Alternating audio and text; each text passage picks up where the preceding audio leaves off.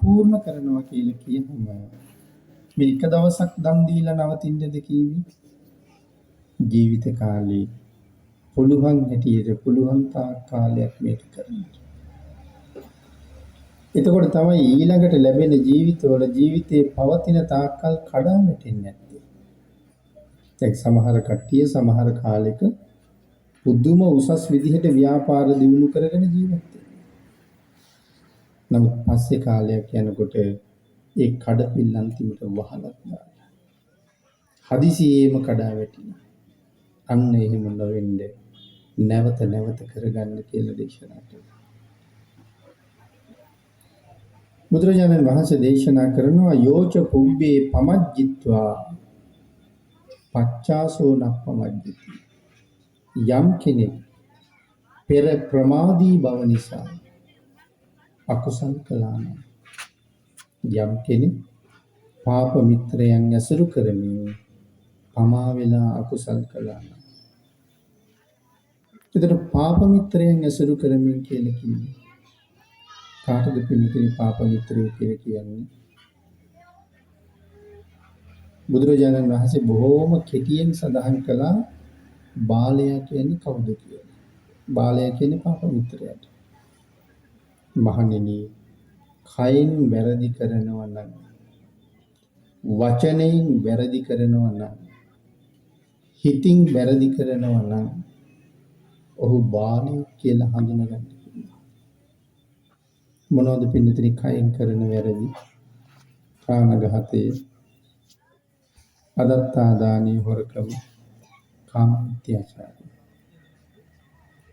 මේ තුනම කරන්නේ කය මූලික කරගෙන.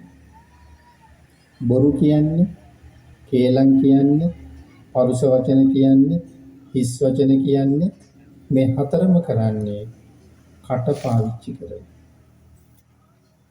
අවිද්‍යාව, ව්‍යාපාදයේ, මිත්‍යා දෘෂ්ටිය කියන තුන හිත පාවිච්චි කරන.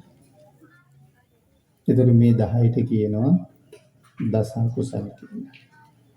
යමෙක් මේ තිදොරින් පව් කරනවා නම් ඔහු අඳුරගන්න කිව්වා ඔහු කවුද? ඔහු බාලය.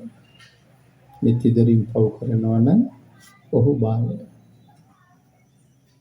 ජීවිතේට වද්ද ගන්නවත් එපා කියලා කිව්වා.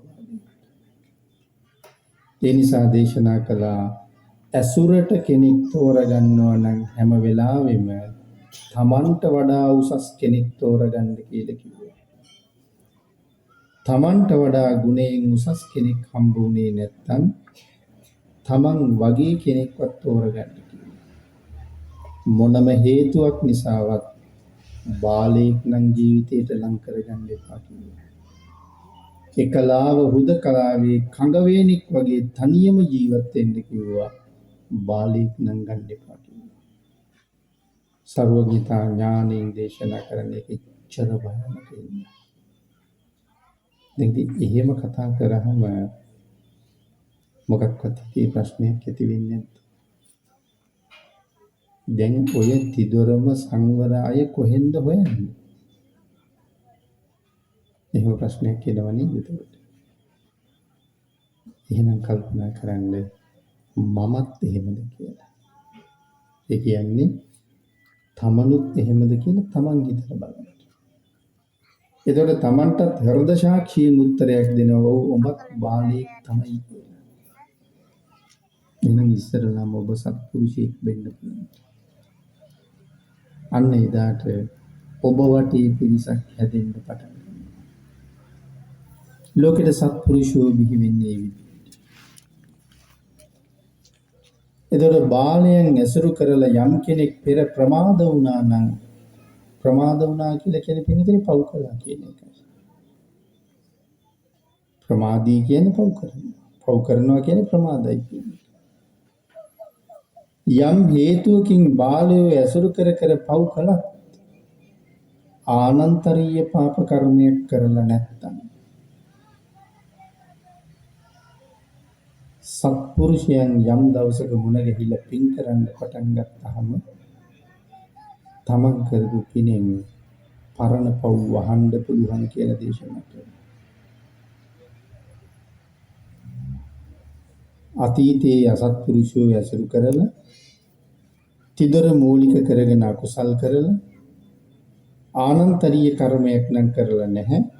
අනික් සේරම පව් කරලායි තියෙන්නේ. දැන් ඉතින් නිරයට සූදානම් වෙලා ඉන්න කෙනෙක්. නිරයට සූදානම් වෙලා ඉන්න කෙනෙක් කියලා කියහම මේ නිරේ කොහෙද තියෙන්නේ? අහලා තියෙනව නේද නිරේ කොහෙද තියෙන්නේ? හැබෑවටම නිරේ කොහෙද තියෙන්නේ?